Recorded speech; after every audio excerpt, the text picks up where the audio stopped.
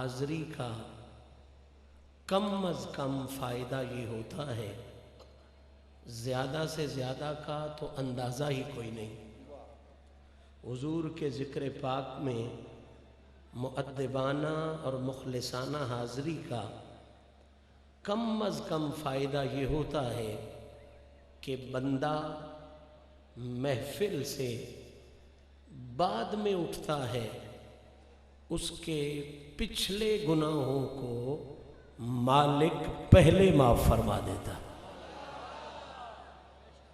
میرا یہ جملہ حضور قطعاً عقیدت کے غلو کا جملہ نہیں، حسن خطابت کا جملہ نہیں، محض آپ کو خوش کر کے آپ سے اونچا بلوانے کا جملہ نہیں۔ میرا یہ جملہ جہان کا جملہ نہیں، الحمدللہ میرا یہ جملہ آقا کے مقدس فرمان کا جملہ ہے۔ یہ حدیث مبارکہ آپ سب احباب کے ذہنوں میں یقیناً موجود ہے کہ آقا کریم علیہ الصلاۃ والتسلیم ارشاد فرماتے ہیں کہ جب کبھی میرے دو امتی آپس میں ملیں آپس میں، اور حضور فرماتے ہیں درود اپنے نبی کی بارگاہ میں بھیجیں، جب بھی ایک دوسرے کو ڈالیں سلامی مدینے والے ماہی کو کریں، گلے ایک دوسرے کے ملیں، ذکر حسنین کے نانا کا کریں۔ تو سرکار فرماتے ہیں میرے رب کا مجھ سے وعدہ ہے کہ ابھی وہ دونوں مل کر آپس میں جدا نہیں ہوئے ہوں گے کہ ذکر سرکار کا صدقہ کریم رب ان دونوں کے پچھلے سارے گناہوں کو معاف فرما دے گا۔ اب مقام استدلال یہ ہے، سوچنے کی جگہ یہ ہے کہ جب حضور کے دو امتی مل کر حضور کو سلامی پیش کریں، دو امتی مل کر آقا کو درود شریف کا نذرانہ پیش کریں، دو امتی مل کر آقا کا ذکر کریں، تو کرم اتنا ہوتا ہے کہ دونوں کے اعمال والی فہرست پر گناہ نام کی شے باقی نہیں رہتی۔ میں آپ کے ذہنوں کو یہ خوبصورت فکر دینا چاہتا ہوں کہ جب دو مل کر آقا کا ذکر کریں تو اتنا کرم ہوتا ہے، جہاں ہزاروں مل کر حضور کی سلامی کے لیے حاضر ہوں وہاں کرم کا عالم کیا ہو جاتا۔ تو قبلہ آئیے سب سے پہلے اس پاکیزہ موقع کی مناسبت سے اپنے مالک کے حضور یہ عرضی پیش کریں کہ کریم رب تجھے تیرے کرم کا واسطہ اور تیرے محبوب پاک کے ذکر پاک کی عزت و بھرم کا واسطہ ہم سب کے سبھی گناہوں کو معاف فرما۔ اور اس سے بڑی دعا کوئی نہیں۔ میں مشائخ سب کے قدم چومتے ہوئے اپنے برادر مکرم سید آصف حسین شاہ صاحب بخاری کو اور ان کے ساتھیوں کو مبارکباد پیش کرتے ہوئے آپ سب احباب کو اس دعا میں شریک کرنے لگا ہوں کہ میرا مہربان رب، میرا کریم رب، میرا مشفق رب ہم پہ اتنا کرم فرما کہ ہم سب کو سرکار کی وفاداری میں جلا اور اسی وفاداری میں مرنے کی توفیق نصیب فرما۔ معزز سامعین، آج کی اس خوبصورت نشست میں کل کائنات سے حسین رسول کی بارگاہ میں سلام عقیدت پیش کرنے کے لیے جن تین خوبصورت لفظوں کا میں نے سہارا لینے کی سعادت حاصل کی ہے، یہ تینوں خوبصورت لفظ قرآن مجید کے 26ویں پارے سے ہیں۔ سورہ فتح ہے، آیت نمبر 8 کے پہلے 3 لفظ میں نے اس نیت کے ساتھ تلاوت کیے ہیں کہ ان کی ٹیک اور ان کے سہارے سے آج کی اس محفل میں ہماری غلامی بھی پیش ہو جائے اور کل کائنات سے اونچے رسول کی بارگاہ میں حسین سی سلامی بھی پیش ہو جائے۔ ان 3 لفظوں میں دیگر خوبصورتیوں کے ساتھ ساتھ کمال کا حسن یہ ہے کہ یہ تینوں لفظ مل کر جو آقا کی عزت و عظمت کا پیغام دیتے ہیں وہ تو وراء الورا ہے ہی، وہ تو نفیس سے نفیس تر ہے ہی۔ حسن کی حد یہ ہے کہ ان تینوں کو جدا جدا کر کے بھی اگر ان کے حسن کی خیرات مانگی جائے تو ان میں حسن کا وہ سمندر سمویا ہوا ہے کہ ایک ایک لفظ سرکار کے قصیدے بھی بیان کرتا جاتا ہے، اہل سنت کے خوبصورت عقیدے بھی بیان کرتا جاتا ہے۔ صاحبان ذی وقار، قرآن مجید سمجھنے سمجھانے کا جو اصول ہے، جو ضابطہ ہے، جو طریقہ ہے وہ یہ ہے کہ سب سے پہلے سمجھی جاتی ہے لفظوں کی ترتیب۔ کیا سمجھا جاتا ہے لفظوں کی؟ بول لیجئے، آپ بھی سمجھنے کے لیے آئے ہیں نا، تو یہ جملہ ذہنوں میں رکھیں۔ سب سے پہلے کیا چیز سمجھی جاتی ہے؟ لفظوں کی ترتیب۔ پھر ترتیب کے بعد سمجھا جاتا ہے لفظوں کا ترجمہ۔ کیا سمجھا جاتا ہے؟ لفظوں کا۔ پھر ترجمے تک جب ذہن پہنچ جائے تو پھر مزید وسعتیں حاصل کرنے کے لیے سمجھی جاتی ہے ترجمے کی تفسیر۔ کیا سمجھی جاتی ہے ترجمے کی؟ تو کتنے سٹیپس ہو گئے؟ پہلا ترتیب، پھر ترجمہ اور پھر تفسیر۔ میں اسی اصول کے مطابق پہلے ترتیب کے حوالے سے آپ کے ذہن کو روکنا چاہتا ہوں، اس یقین کے ساتھ کہ ترجمے تک پہنچ گئے تو بہت بڑی بات، تفسیر تک پہنچ گئے تو خوش بختی کی حد ہے۔ آج کی اس محفل میں صرف ان لفظوں کی، بلکہ لفظوں میں سے کسی ایک لفظ کی ترتیب کا حسن بھی سمجھ لیا تو اس بھری محفل میں آنے والا ہر شخص یہ کہنے کے قابل ہو جائے گا کہ پوری کائنات میں نبی کے قصیدے جیسا کسی کا قصیدہ کوئی نہیں، سنی کے عقیدے جیسا کسی کا عقیدہ کوئی۔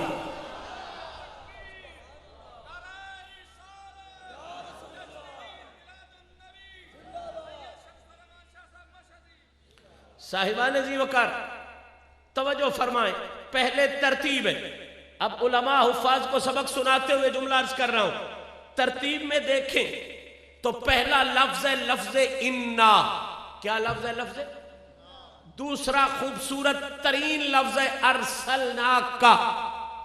تیسرا میں یہ کہوں تو قطعاً مبالغہ نہیں کہ بڑے بڑے نکھیڑے کرنے والا، بڑے بڑے فیصلے کرنے والا، اور سادہ بولی بولوں تو یوں کہوں کہ سچے وکھرے کرنے والا اور کچے وکھرے کرنے والا۔ تیسرا کمال کا لفظ ہے لفظ شاہدہ۔ کیا لفظ ہے؟ لفظ۔ تو ترتیب میں پہلا لفظ کیا ہو گیا؟ لفظ انا۔ اس ترتیب پر آپ نے پہلے ذہن کو روکنا ہے اور آقا کی بارگاہ میں سلامی پیش کرنی ہے۔ انا ترتیب میں پہلے آ رہا ہے، اس آیہ مبارکہ کی ترتیب میں انا پہلے آ رہا ہے۔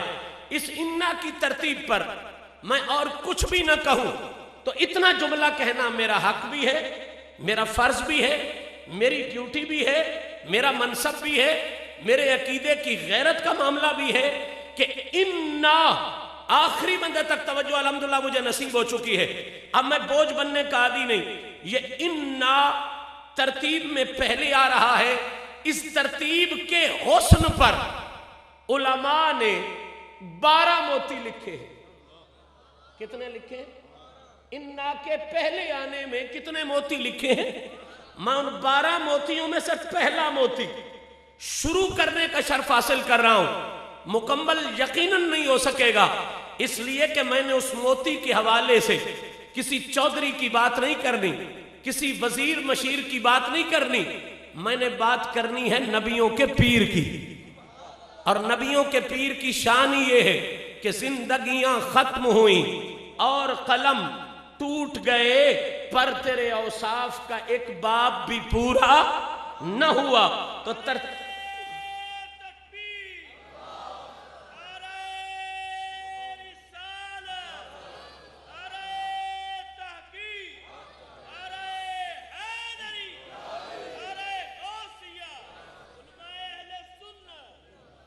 پوری توجہ کریں گے اور میں بات آپ کے ذہنوں کے سپورٹ کرنے میں بہت جلدی کر رہا ہوں. انا کی ترتیب پہ 12 موتی، ان 12 موتیوں میں سے پہلا موتی نظر کر رہا ہوں. دل کی تختی پہ آپ نے لکھنا ہے قبلہ ترتیب کے موتیوں میں سے، ترتیب کے خوبصورت مناظر اور محاسن میں سے پہلا حسن، میں پھر کہہ رہا ہوں تاکہ توجہ آپ کی اس لفظ کی طرف آ جائے. پہلا حسن یہ ہے کہ کریم رب نے اپنے محبوب پاک کی تعریف فرماتے ہوئے، اپنے محبوب پاک کی توصیف فرماتے ہوئے ترتیب یہ رکھی ہے کہ پہلے اپنی ذات کو رکھا ہے اور ساتھ ملا کے محمد کی بات کو رکھا ہے. میں نے جملہ سپورٹ کیا لیکن ابھی آپ نے وصول نہیں کیا. جب تک آپ وصول نہیں کریں گے میں آگے نہیں جا سکوں گا. اللہ نے ترتیب میں حسن یہ رکھا ہے کہ تعریف مصطفیٰ کرتے ہوئے، توصیف مصطفیٰ کرتے ہوئے، ذکر مصطفیٰ فرماتے ہوئے ترتیب کیا رکھی ہے کہ انا کہہ کے پہلے اپنی ذات کو رکھا ہے، ارسلناک سے لے کے اخیر تک آگے محمد کی بات کو رکھا ہے.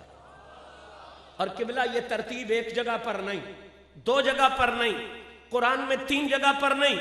چونکہ ہم اہل سنت ہیں اور اہل سنت اسے کہتے ہیں جو حضور کے اصحاب کا بھی غلام ہو اور حضور کی اولاد کا بھی غلام ہو.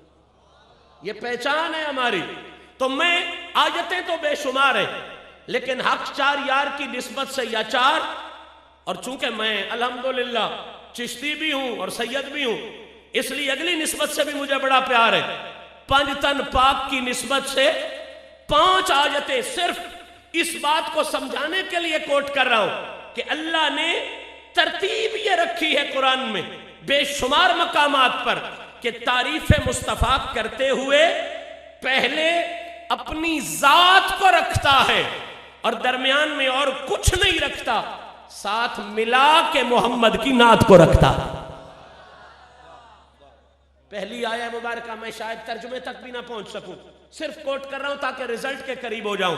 پہلی آیہ مبارکہ کریم رب نے ترتیب یہ رکھی هو الذی ارسل رسولہ بالہدی ودین الحق لیظہرہ علی الدین کلہ وکفی باللہ شہیدا.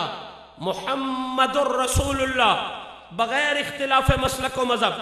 جو مرضی ہے ترجمہ پڑھو، جس کی مرضی ہے تفسیر پڑھو، یہ بات فائنل ہے، مسلمہ ہے. ہر مسلمان یہ مانتا ہے کہ هو الذی، یہ میرے مالک کی ذات ہے.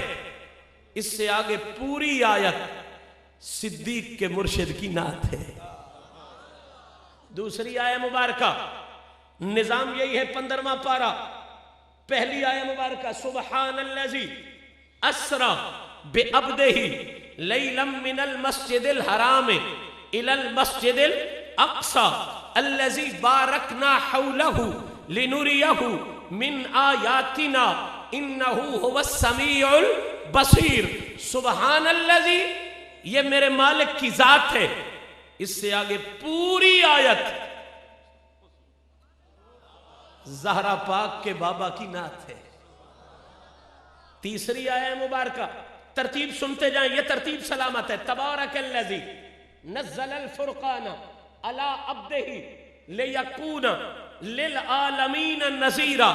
یہ برکتوں والی میرے مالک کی ذات ہے. اس سے آگے پوری آیت علی کو پالنے والے کی نعت ہے. میں نے فکرہ بڑا کہہ دیا، کوئی سمجھنے والا سمجھے گا. علی کو پالنے والے کی نعت ہے. چوتھی آیہ مبارکہ لقد من اللہ علی المؤمنین اذ بعث فیہم رسولا من انفسہم یتلو علیہم آیاتہ ویزکیہم وَيُعَلِّمُهُمُ الْكِتَابَ وَالْحِكْمَةَ وَإِنْ كَانُوا مِنْ قَبْلُ لَفِي ضَلَالٍ مُبِينٍ لَقَدْ مَنَّ اللَّهُ، یہ احسان فرمانے والی میرے مالک کی ذات ہے۔ آگے 3 سطروں پر مشتمل پوری آیت محمد عربی کی نعت ہے۔ اب ان 4 مقامات پر تو میں نے آیتیں پڑھی، میں نے پہلے بھی عرض کیا نا، ایک میں چشتی ہوں، دوسرا میں سید ہوں۔ یہ میری خوش قسمتی ہے کہ میں نسبت کا بھی حیدری ہوں، میں نسب کا بھی حیدری ہوں، یعنی میری نسبت بھی علی سے ہے اور میرا نسب بھی علی سے ہے۔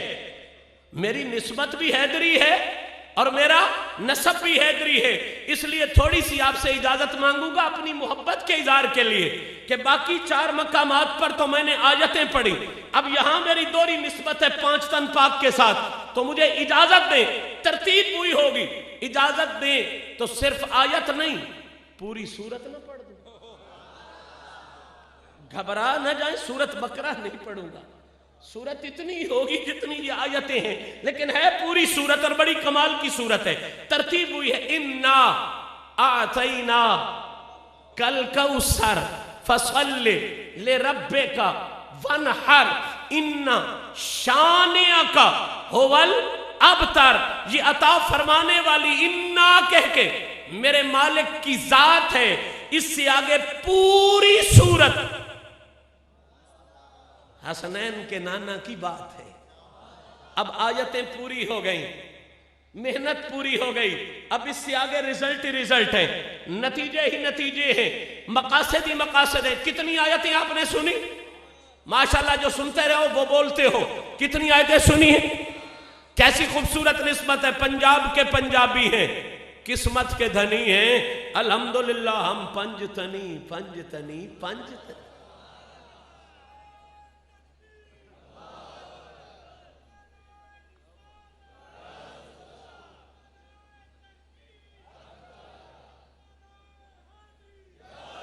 کتنی آیتیں آپ نے سن لی؟ بڑا خوبصورت پروگرام ہے، میں زیادہ وقت لینے کا عادی بھی نہیں ہوں، اور آج وقت بھی بہت تھوڑا ہے، اور مجھے تھوڑے وقت میں سب سے بڑے کی، اللہ کی ذات کے بعد سب سے بڑے کی بڑی بارگاہ میں سلام پیش کرنا ہے۔ تو توجہ آپ نے دینی ہے، تو میں نے بہت آسانی اور بڑی تیزی سے آگے گزر جانا ہے۔ اب آپ کی توجہ نصیب ہے۔ آیتیں کتنی پڑھی ہیں ہم نے؟ ماشاءاللہ کتنی پڑھی ہیں؟ ہر آیت میں ترتیب کیا ہے کہ مالک نے پہلے اپنی ذات کو رکھا ہے اور ساتھ ملا کے بعد میں میرے نبی کی بات کو رکھا ہے۔ بس سوال سنیں اور مسئلہ حل۔ اگر اللہ کریم اپنی ذات کو رکھتا پہلے پارے میں، میرے نبی کی نعت کو رکھتا 10ویں پارے میں، مان تو ہم نے پھر بھی لینی تھی، اس لیے کہ ہم پہلے پارے کو بھی مانتے ہیں اور 10ویں پارے کو بھی مانتے ہیں۔ لیکن سوال یہ بنتا ہے کہ مالک ان دونوں چیزوں کو جدا کر کے بھی رکھتا تو مان لینا تھا۔ آخر وجہ کیا ہے کہ اللہ اپنی ذات کو اور محمد کی بات کو جدا کر کے نہیں، جگہ جگہ پہ ملا کر کے بیان فرما رہا ہے، جگہ جگہ پہ ملا کر کے بیان فرما رہا ہے، اور ترتیب یہ رکھ رہا ہے کہ پہلے خود کو رکھتا ہے، پھر میرے نبی کی بات کو رکھتا ہے۔ اب بوجھ نہ بنے تو میں ایک لمحے میں نتیجہ سپرد کر دوں۔ آخر راز کیا ہے؟ آخر وجہ کیا ہے؟ اس میں حسن کیا ہے؟ تو قبلہ پہلا حسن جو علماء تحقیق و محبت نے عطا فرمایا کہ اللہ نے ہر جگہ اپنی ذات کو پہلے رکھا، نبی کی بات کو ساتھ میں بعد میں ملا کے رکھا۔ اس میں پہلا حسن یہ ہے، پہلی خوبی یہ ہے، پہلی خوبصورتی یہ ہے کہ اللہ کریم نے اس ترتیب سے اس راز سے پردہ اٹھا دیا کہ چاہے پہلی صدی ہو، چاہے دوسری صدی ہو، چاہے 10ویں صدی ہو، چاہے 14ویں صدی ہو، چاہے 20ویں صدی ہو، کلیجہ کرے میں جملہ سپرد کر رہا ہوں، چاہے 10ویں صدی ہو، چاہے 14ویں صدی ہو، تعریف مصطفیٰ، ضائع نہیں کرنا یہ جملہ، چاہے پہلی صدی ہو، 10ویں صدی ہو، 14ویں صدی ہو، اللہ نے یہ ترتیب رکھ کر فیصلہ دے دیا ہے کہ تعریف مصطفیٰ کرنا یہ ہر ایرے غیرے نتھو خیرے کے بس کا کام ہی نہیں. تعریف مصطفیٰ وہی کر سکتا ہے جسے پہلے خدا اپنا بناتا ہے پھر یار کا ذکر کرنے کی توفیق عطا فرمائے.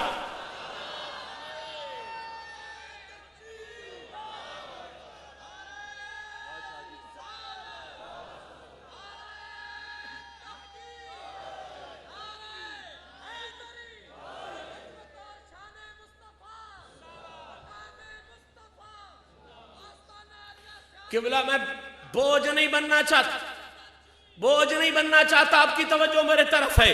میں نے جملہ کہا کہ کریم رب نے اس ترتیب میں حسن یہ رکھا ہے، خوبی یہ رکھی ہے، خوبصورتی یہ رکھی ہے کہ تعریف مصطفیٰ سے پہلے خود کو رکھ کر قیامت تک واضح کر دیا ہے کہ تعریف مصطفیٰ کرنا یہ حرص اور ریا والوں کا کام نہیں ہوتا، یہ کل بھی خدا والوں کا کام ہوتا تھا، یہ آج بھی خدا والوں کا کام. جملہ میں نے کہہ تو دیا، لیکن ابھی بہت سے چہرے سوالیہ نشان بن کے میرے سامنے ہیں، اور میں نے اس وقت تک آگے نہیں جانا جب تک یہ سوال حل نہ ہو جائے، یہ مشکل آسان نہ ہو جائے. اب مشکل یہ بنی پڑی ہے کہ انا کی ترتیب کا حسن سمجھ میں نہیں آ رہا. میں چونکہ درویش کے ڈیرے سے آیا ہوں اور درویش سے میرا تعلق ہے، اور ہم اس سبق کو جانتے ہیں کہ ہر مشکل دی کنجی یارو ہاتھ مرداں دے آئی. مرد نگاہ کرن جس ویلے مشکل رہے نہ کائی. اب مشکل یہ بنی پڑی ہے اس مقام پر کہ انا کی ترتیب آپ کے ذہن میں نہیں آ رہی کہ تعریف مصطفیٰ کرنے والوں کو خدا پہلے اپنا تعلق کیوں دیتا ہے، پھر یار کے ذکر میں آنے کی توفیق کیوں دیتا ہے. تو یہ مشکل حل کروانے کے لیے اگر آپ کا موڈ مزاج ہو، اگر آپ کا ذہن حاضر ہو تو کسی مرد کا سہارا نہ لے لیں، کسی مرد کی بارگاہ میں حاضری نہ دے لیں، کسی اونچے کی بارگاہ میں حاضری نہ دے لیں. میں جملہ کہنے والا ہوں اگر آپ کا ذہن حاضر ہو. قبلہ جس آستانے سے گولڑے کا تاجدار، جس آستانے سے گولڑے کا تاجدار مردانگی کا خیر لے کے گیا، اس آستانے کو سیال شریف کہتے ہیں. اس آستانے کو کیا کہتے ہیں؟ سیال شریف. اور جس آستانے سے سیال شریف والوں کو خیر ملا اس آستانے کو تونسا شریف کہتے ہیں.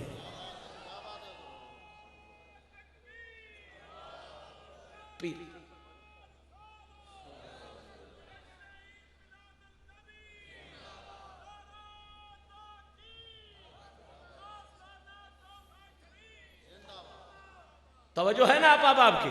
پیر پٹھان غریب نواز کا آستانہ، حضرت خواجہ شاہ محمد سلیمان توسوی کا آستانہ.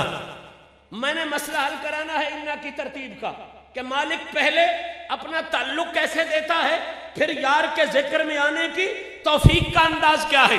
سنیں پیر پٹھان تشریف فرما ہے، ایک صاحب علم اور صاحب ادب شخصیت حضرت کی خدمت میں حاضر ہو کے بابا سائیں کی آستانے کا ایک سوال پوچھتی ہے، اور جا کے کیا وہ سوال کیا ہے، وہ عالم اور با ادب شخص سوال یہ پوچھتا ہے کہ حضور میں نے لوگوں سے سنا ہے کہ بندہ جب بابا فرید الدین گنج شکر کی آستانے عظمت نشان پر اللہ محمد چار یار حاجی خواجہ کچھ یہ نعرہ یا نہیں لگے گا تو کہاں لگے گا، حق فرید یا فرید کہتا ہوا جب بابا کے دروازے سے گزر کر توبہ کی نیت کے ساتھ بابا کے قدم چومتا ہے تو وہ سوال کرنے والا پیر پٹھان غریب نواز سے پوچھتا ہے کہ سائیں لوگ کہتے ہیں کہ وہ جنتی ہو جاتا ہے، تو حضور میں پوچھنے آیا ہوں کیا بابا کے ڈیرے پہ جانے سے بندے کو جنت ملتی ہے یا نہیں، بندے کو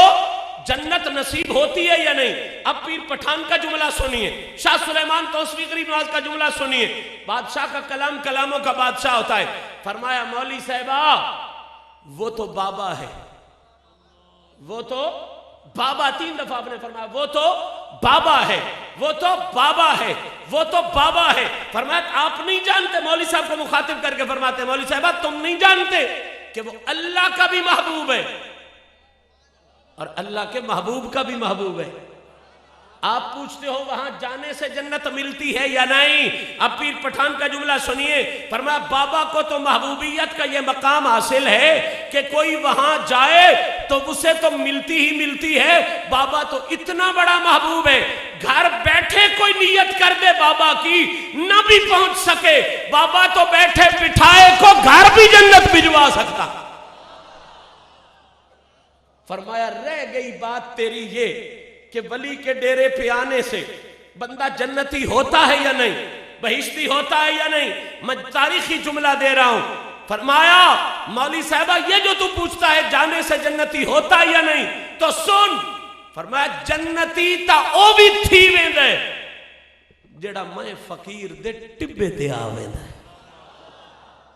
جنتی تا او بھی تھی ویندے جڑا میں فقیر دے ٹبے تھے آویندے۔ میں نے کہا نا وہ صاحب علم بھی تھا، صاحب ادب بھی تھا، اگر کوئی بے ادب ہوتا تو دامن جھاڑ کے اٹھ بیٹھتا کہ یہ کیا باتیں ہو رہی ہیں۔ صاحب ادب بھی تھا، جان گیا کہ علی کا غلام موج میں ہے، نبی کا نوکر موج میں ہے، اور جب نبی کا نوکر موج میں ہوتا ہے وہ نہیں ہوتا، پھر وہ کوئی اور ہوتا ہے۔ اے صورت تیری نہیں، پھر تصویر کسے اور دیے، تیرے وچ جو چمکاں مار دیے تنویر کسے اور دیے۔ وہ جانتا تھا نبی کا غلام موج میں ہو تو کتنا کریم ہوتا ہے، کتنا مہربان ہوتا ہے، سخاوت کا انداز کتنا ہوتا ہے۔ مولوی صاحب نے حد کر دی۔ کمال جملہ کسی شاعر نے بھی لکھا ہے کہ رحمت تھی پورے جوش پر، رحمت تھی پورے جوش پر، میں بھی نہ تھا کچھ بے خبر، تجھ کو تجھی سے مانگ کر اچھا رہا منگتا تیرا۔ جب اس نے دیکھا کہ فقیر موج میں ہے، مانگنے کی اس نے بھی حد کر دی۔ کہنے لگا حضور آپ فرما رہے ہو جنتی تا او بھی تھی ویندے جڑا میں فقیر دے ٹبے تے آویندے۔ فرما ہاں میں نے کہا ہے۔ اب جملہ سنو، ہزاروں کا مجمع، اس کو ضائع نہیں کرنا۔ مولوی رو کے سائیں کے قدموں پہ ہاتھ لگا کے کہتا ہے سائیں میں جیا بدبخت بھی،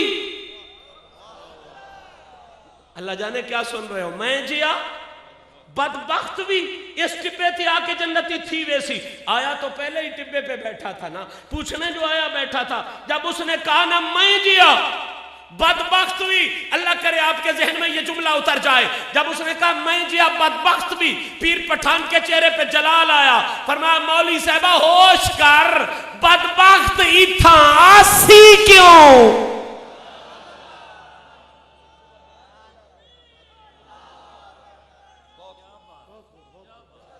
بدبخت اتھا آسی کیوں؟ اب یہ جملہ ہے پیر پٹھان کا۔ بہت سے سیالوی بیٹھے ہیں، گولڑوی بیٹھے ہیں، چشتی نظامی بیٹھے ہیں، میں یہ جملہ ان میں نہیں کہوں گا تو کہاں کہوں گا؟ جملہ پیر پٹھان کا ہو۔ جس طرح قرآن کی تفسیر نبی کی زبان سے بڑھ کے کوئی نہیں کر سکتا، اس طرح پیر پٹھان کی تفسیر پیر سیال کی زبان سے بڑھ کے کوئی نہیں کر سکتا۔ پیر پٹھان غریب نواز نے کہا بدبخت تھا آسی کیوں؟ اس کی تفسیر میں حضور پیر سیال فرماتے ہیں کہ پیر پٹھان نے جملہ ایک کہا ہے لیکن مسئلے 12 حل فرمائے۔ میں ان میں سے صرف 2 مسئلے عرض کروں گا جو انا کے متعلق ہے، جس پر میں نے بات چھیڑی ہوئی ہے ترتیب کے متعلق۔ پیر پٹھان نے کہا بدبخت تھا آسی کیوں؟ فرمایا اس کی پہلی تفسیر یہ ہے، اس کا پہلا مطلب یہ ہے، پیر سیال فرما رہے ہیں اس کا پہلا معنی یہ ہے کہ پیر پٹھان نے اشارہ یہ فرمایا ہے کہ یہ ہے ولی کا ڈیرہ۔ کس کا ڈیرہ ہے؟ نفاست کے ساتھ چلیں گے تو مسئلہ سمجھ میں آئے گا۔ یہ ہے ولی کا ڈیرہ، اور ولی کا ڈیرہ اصل میں ولی کا ڈیرہ نہیں ہوتا، وہ ہوتا ہے علی کا ڈیرہ۔ اچھا جی، علی کا ڈیرہ اصل میں علی کا ڈیرہ نہیں ہوتا، وہ ہوتا ہے نبی کا ڈیرہ۔ پیر پٹھان نے فرمایا مولوی صاحبہ ہوش کر، بدبخت تھا آسی کیوں؟ اس کا مطلب یہ ہے کہ کوئی جتنا بڑا بھی بدبخت ہو، اب اگر آپ نے ضائع کر دیا تو میری ساری محنت ضائع ہو جائے گی۔ اس کا مطلب یہ ہے کہ کوئی جتنا بڑا بھی بدبخت ہو، جب وہ دل سے ولی کے ڈیرے کی نیت کر لیتا ہے تو مالک اسے بدبخت رہنے ہی نہیں دیتا، پہلے بخت دیتا ہے پھر ان کے قدموں میں آنے کی توفیق عطا فرماتا۔ اب چلیں میرے ساتھ لفظ انا پر۔ میرے ساتھ چلیں ہو والذی پر، میرے ساتھ چلیں تبارک الذی پر، میرے ساتھ چلیں انا اعطیناک الکوثر پر۔ وہاں پیر پٹھان نے فیصلہ دیا کہ یہ ہے ولی کا ڈیرا، بدبخت کو پہلے بخت ملتا ہے پھر ان کے قدموں میں آنے کی توفیق ملتی ہے۔ یہاں 5 آیتوں میں، کتنی آیتوں میں؟ 5 آیتوں میں اللہ نے تعریف مصطفیٰ سے پہلے خود کو رکھ کر یہ فیصلہ دے دیا کہ کوئی جتنا بھی گندا ہو، کوئی جتنا بھی ماڑا ہو، کوئی جتنا بھی کوڑا ہو، جب وہ دل سے آقا کے ذکر کی نیت کرتا ہے اللہ اسے ماڑا رہنے ہی نہیں دیتا، پہلے اپنا تعلق عطا کرتا ہے پھر محمد کے ذکر میں آنے کی توفیق عطا فرماتا ہے۔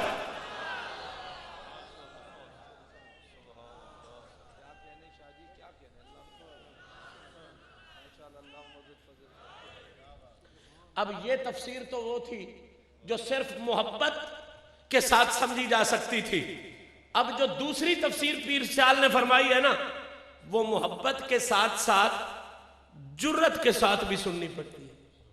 میں نے فکرہ کہہ دیا ہے کہ صرف محبت سے کام نہیں چلے گا، کیا چیز دوسری چاہیے؟ ماشاءاللہ کیا چاہیے؟ تو آپ اپنے اندر جرت پاتے ہو۔ ابھی بھائی غفران صاحب مجھے بتا رہے تھے کہ 5 پرچے پھر ہو گئے ہیں مجھ پر، یہ ہمارا بڑا جرت والا خطیب ہے، اللہ اس کو زندگیاں عطا فرمائے اور آسانیاں نصیب فرمائے۔ تو آپ جرت کے ساتھ سننے کی عادی ہو۔ میرا عقیدہ قبلہ یہ ہے کہ جرت کا ایک ہی تعارف ہے، جرت والا وہی ہو سکتا ہے جس کے ماتھے پر علی کی مہر بھی لگی ہوتی ہے اور نبی کی مہر بھی لگی ہوتی ہے۔ میں نے یہ جملہ مبالغے میں نہیں کہا، جرت کے بادشاہوں کا نام علی اور نبی ہے۔ تاریخ والے اور بولنے والے بھی یہاں تک صرف بولتے ہیں کہ صحابہ کی اکثریت یہ بیان فرماتی ہے کہ جب کبھی جنگ گھمسان کی ہوتی، شدت کی ہوتی اور ہمارا ارادہ بنتا کہ ہم تھوڑی دیر ریسٹ کر کے دوبارہ تازہ دم ہو کے لڑنے کے لیے تیار ہو جائیں، تو اس بھری ہوئی جنگ میں صحابہ فرماتے ہیں کہ ہم ڈھونڈتے تھے کہ علی کہاں لڑ رہا ہے۔ کیا ڈھونڈتے تھے؟ کہ علی کہاں لڑ رہا ہے۔ ہم ادھر قریب ہو جاتے علی پاک کے، علی اتنی شدت سے لڑ رہے ہوتے کہ دشمن کو ہوش ہی نہیں ہوتی تھی حملہ کرنے کی۔ ہم تھوڑی دیر آرام کر کے پھر تازہ دم ہو کے لڑنے کے لیے تیار ہو جاتے۔ یہاں تک سارے پڑھتے ہیں، اگلا نہیں پڑھتے۔ قبلہ صحابہ کہتے ہیں ہم سہارا لینے کے لیے جنگ میں علی کو ڈھونڈا کرتے تھے۔ اب اگر بھری محفل مجھے اجازت دے تو میں وہ جملہ سنا دوں جو علی کہا کرتے تھے۔ یہ تو جملہ ہے نا صحابہ کا جملہ کہ ہم سہارا لینے کے لیے، تھوڑی دیر ریسٹ کے لیے، دوبارہ تیاری کے لیے علی کو ڈھونڈا کرتے تھے۔ اب سنو علی کیا فرماتے ہیں۔ صحابہ کہتے ہیں ہم سہارے کے لیے جنگ میں علی کو ڈھونڈا کرتے تھے۔ علی فرماتے ہیں مجھے قسم ہے رب محمد کی، جب جنگ کی شدت بڑھ جاتی مجھ علی کو سہارے کی ضرورت پڑتی، میں نبی کا سہارا تلاش کیا۔ تو جرت کے بادشاہوں کا نام ہے علی اور نبی، جرت کے اماموں کا نام ہے علی اور نبی، جرت کے مالکوں کی انتہا، ملکیت کی انتہا کا نام ہے علی اور نبی۔ اور الحمدللہ اس کائنات میں صرف ایک جماعت ایسی ہے جو علی کی بھی غلام ہے، جو نبی کی بھی غلام ہے، اور وہ صرف تم ہو۔ تمہارے علاوہ اور کوئی نہیں ہے جو بابا فرید کے چاہنے والے ہو، جو پیر پٹھان کے چاہنے والے ہو، جو مجدد پاک کے چاہنے والے ہو، غوث پاک کے چاہنے والے ہو۔ تم علی کے بھی غلام ہو، تم نبی کے بھی غلام ہو، تو جرت یقیناً تم میں ہے۔ مجھے اجازت دو میں وہ جرت والی تفسیر آپ کو سنا دوں۔ بدبخت ہی تھا، بھول گئے، بدبخت ہی تھا، آسی کیوں؟ بدبخت ہی تھا، بدبخت ہی تھا۔ اس کی جرت والی تفسیر جو پیر سیال نے فرمائی سننی ہے اور انہا کو سمجھ میں لے لینا اسی مقام پر۔ پیر سیال فرماتے ہیں اس کا دوسرا مطلب یہ ہے کہ پیر پٹھان نے جملہ ایک کہا لیکن گروپ 2 بنا دیے۔ اب یہ اس طرح نہیں سننا، اپنے دل سے سن کے ذہن سے سمجھ کے پھر زبان سے کہنا ہے سبحان اللہ۔ جملہ ایک کہا لیکن گروپ کتنے بنا دیے؟ بول لیجئے کتنے بنا دیے؟ کون کون سے؟ ذرا فکرے پہ غور کریں، درمیان سے نظر آ جائیں گے۔ آپ نے فرمایا بدبختی تھا، آسی کیوں؟ فرمایا گروپ بن گئے دو، ایک ہو گئے بدبخت، کی ہو گئے؟ دوسرے ہو گئے خوش بخت۔ دوسرے کیا ہو گئے؟ خوش بخت۔ اور پیر پٹھان نے کیا فرمایا؟ بدبخت ہی تھا، آسی کیوں؟ اب سنو جملہ میں سپورٹ کر رہا ہوں۔ گروپ بن گئے دو، ایک ہو گئے بختوں والے، ایک ہو گئے بدبخت۔ پیر پٹھان کا جملہ درمیان میں ترازو بن گیا، بدبخت ہی تھا، آسی کیوں؟ کیا مطلب؟ کہ دنیا والوں دھیان کرنا، بدبختوں کی جتنی بھی منتیں کر لو،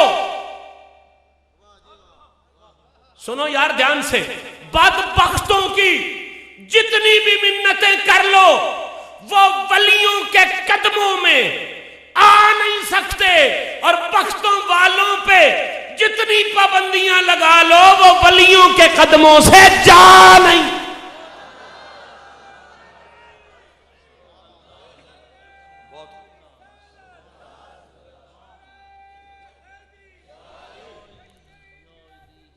اب چلو میرے ساتھ انا پر، اب چلو هو الذی پر، اب چلو تبارک الذی پر، اب چلو سبحان الذی پر، اب چلو انا اعطیناک الکوثر پر۔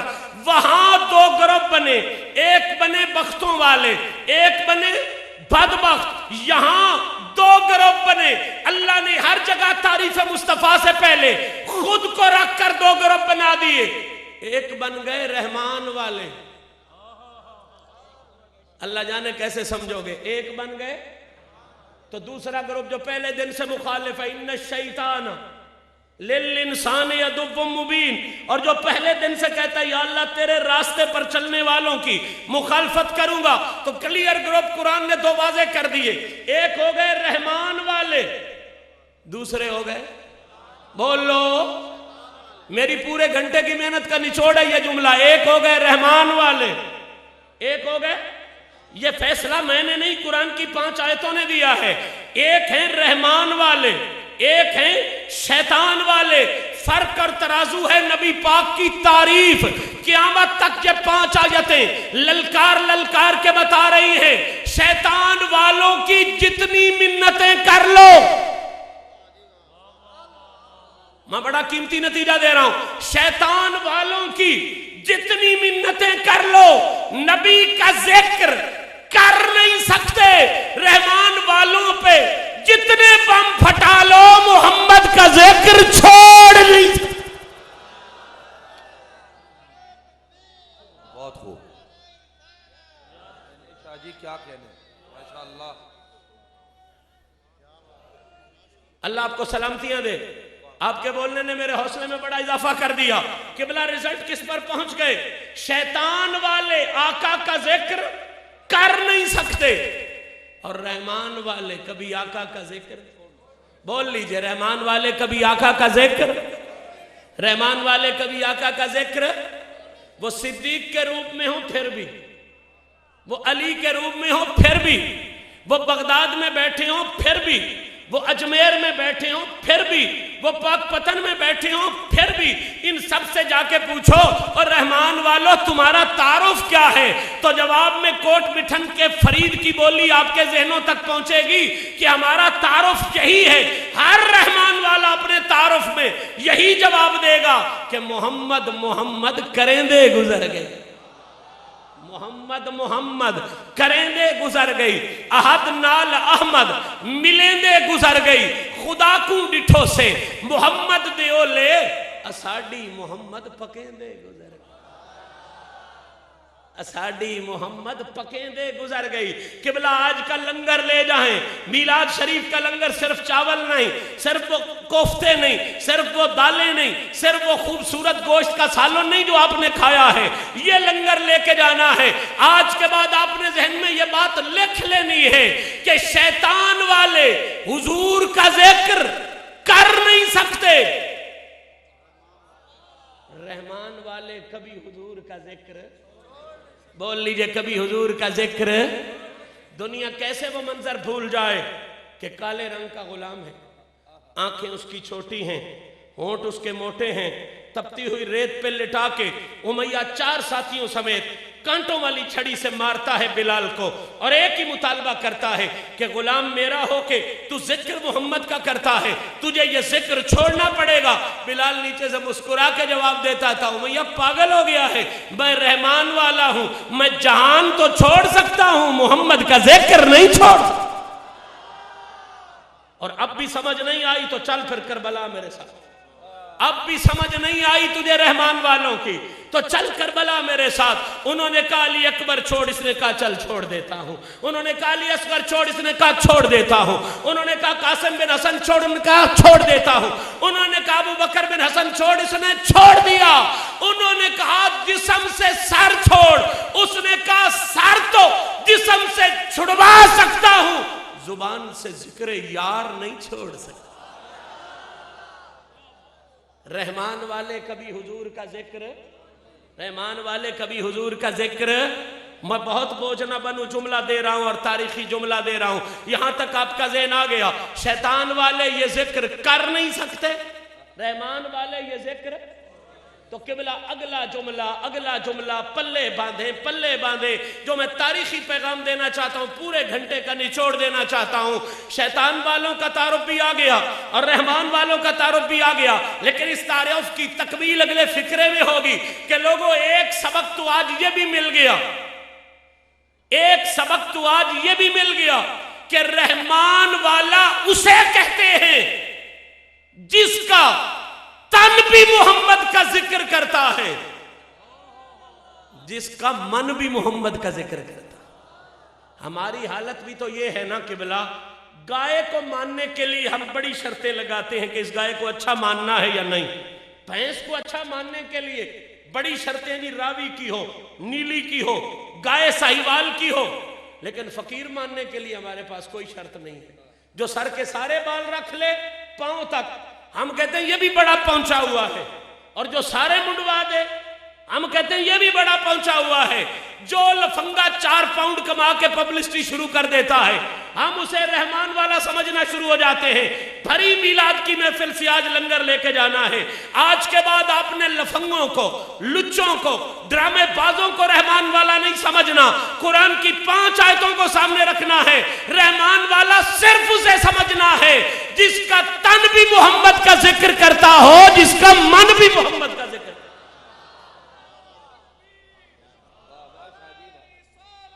کیا کہنے، سبحان اللہ۔ اب ایک آخری جملہ ہے میری تقریر کا، مجھے سمجھانا بڑا ضروری ہے ورنہ بات مکمل نہیں ہو سکے گی۔ قبلہ میں نے کہا رحمان والا کون ہے؟ جس کا تن بھی نبی کا ذکر کرے، جس کا من بھی نبی کا، 3 دفعہ کہیں، جس کا تن بھی نبی کا ذکر کرے، جس کا من بھی نبی کا، جس کا تن بھی نبی کا ذکر کرے، جس کا من بھی نبی کا۔ اب تصوف میں ان 2 فکروں پر 6 جلدوں میں کتابیں لکھی ہوئی ہیں کہ تن کا ذکر کیا ہوتا ہے اور من کا ذکر کیا ہوتا ہے۔ میں ان بزرگوں کے قدموں کو ہاتھ لگاتے ہوئے عرض کر رہا ہوں، وہ 6 جلدوں میں لکھی گئی کتاب کا ایک جملے میں نچوڑ آپ تک پہنچا رہا ہوں۔ قدر کریں نہ کریں یہ میرے بھی نصیب ہیں، آپ کے بھی نصیب ہیں۔ تن کا ذکر کیا ہے، من کا ذکر کیا ہے، 6 جلدوں میں لکھی ہوئی تصوف کی کتاب کا ایک فکرے میں نچوڑ دے رہا ہوں۔ قبلہ من کا ذکر یہ ہے کہ تیرے دل پر نبی کے پیار کا قبضہ ہو۔ من کا ذکر کیا ہے کہ تیرے دل پر نبی کے پیار کا قبضہ ہو، اور تن کا ذکر یہ ہے کہ صرف زبان پر نہیں، صرف گلے کی سر پر نہیں، صرف راگ پر نہیں، بلکہ سر سے لے کے پاؤں تک تیرے سارے وجود پر محمد کے کردار کا قبضہ ہو۔ تیرے سارے وجود پر میرے نبی کے کردار کا قبضہ ہو۔ یہ ہے من کا ذکر، یہ ہے تن کا ذکر۔ سید زادہ ہو کے منت کر رہا ہوں، آج کی اس محفل سے اٹھو نا تو کوئی آپ کو عارف والا کہے نہ کہے، بہاول نگر والا کہے نہ کہے، ملتان والا کہے نہ کہے، آپ کو ساہیوال والا کہے نہ کہے، چیچا وطنی والا کہے نہ کہے، ارادہ لے کے اٹھو۔ آج کے محفل سے اٹھیں گے تو اپنی زندگی میں یہ انقلاب پیدا کر کے اٹھیں گے کہ لوگ ہمیں رحمان والا کہیں۔ سبحان اللہ۔ اور وہ لوگ آپ کو کب رحمان والا کہیں گے؟ کوٹھی دیکھ کے نہیں کہیں گے، گاڑی دیکھ کے نہیں کہیں گے، آپ کی جائیداد کی وجہ سے نہیں کہیں گے۔ رحمان والا آپ فرشوں عرشوں پہ تب مانے جاؤ گے جب آپ کے من پر نبی کے پیار کا قبضہ ہوگا، تن پر نبی کے کردار کا قبضہ ہوگا۔ تو انا کی ترتیب پر تھے 12 موتی۔ کتنے موتی تھے؟ 12 موتیوں میں سے ابھی پہلے موتی پہ بیٹھے ہیں، اور وقت میرا گھنٹہ ہو گیا، میں کبھی گھنٹہ تقریر نہیں کرتا، لیکن آج ہو گیا شاہ جی کا، کوئی محبت ایسی تھی، خلوص ایسا تھا۔ معذرت کے ساتھ بھائی غفران سے بھی اور باقی نعت خوان حضرات سے بھی، میرا یہ روٹین نہیں ہے، لیکن بات ایسی چھڑ گئی کہ وہ مجھے کسی منزل تک پہنچاتے پہنچاتے اتنا وقت لگ گیا۔ 12 موتیوں میں سے پہلا موتی میں نے آپ کے سپرد کیا اس ارادے کے ساتھ، اور یہ بھی موتی ہیں ترتیب کے۔ اس کے بعد پھر ترجمہ آتا ہے، اور ترجمے کے بعد پھر تفسیر آتی ہے، اس امید کے ساتھ کہ پھر کریم کرم فرمائیں گے، مل بیٹھیں گے تو میں 11ویں موتی کے حوالے سے پھر بات کو شروع کروں گا۔ آج اتنا رزلٹ آپ لے کے جاؤ، شیطان والے نبی کا ذکر کر نہیں سکتے، رحمان والے نبی کا ذکر چھوڑ نہیں سکتے۔ اور رحمان والا کون ہے؟ آج کے بعد آپ نے ہر دھمالی کو رحمان والا نہیں سمجھ لینا، ہر لفنگے کو رحمان والا نہیں سمجھ لینا، ہر لچے کو رحمان والا نہیں سمجھ لینا۔ میلاد کا لنگر لے کے جا، آج کے بعد اس پہ صدقے ہو جس کا تن بھی نبی کا ذکر کر رہا ہو، جس کا من بھی نبی کا ذکر کر رہا ہو۔ اللہ کریم ہم سب کو اپنے کرم کا صدقہ، مدینے والے شہنشاہ کی عزت و بھرم کا صدقہ یہ توفیق نصیب فرمائے، اور اپنے محبوب پاک کی عزت و عظمت اور سرکار کی توسل کا صدقہ اس جہان میں برکتوں سے سرفراز فرمائے۔ میں نے جو گزارشات کی ہیں انسان ہونے کے ناطے بہت سی غلطیاں کی ہوں گی، کریم رب مجھے معافیاں عطا فرمائے۔ ایک دفعہ پھر معذرت خواہ غفران محمود صاحب سے بھی اور نعت خوان حضرات سے بھی، لیکن میری مجبوری تھی، آپ سمجھ رہے ہو۔ اللہ کریم سب کو آسانیاں نصیب فرمائے۔ وآخر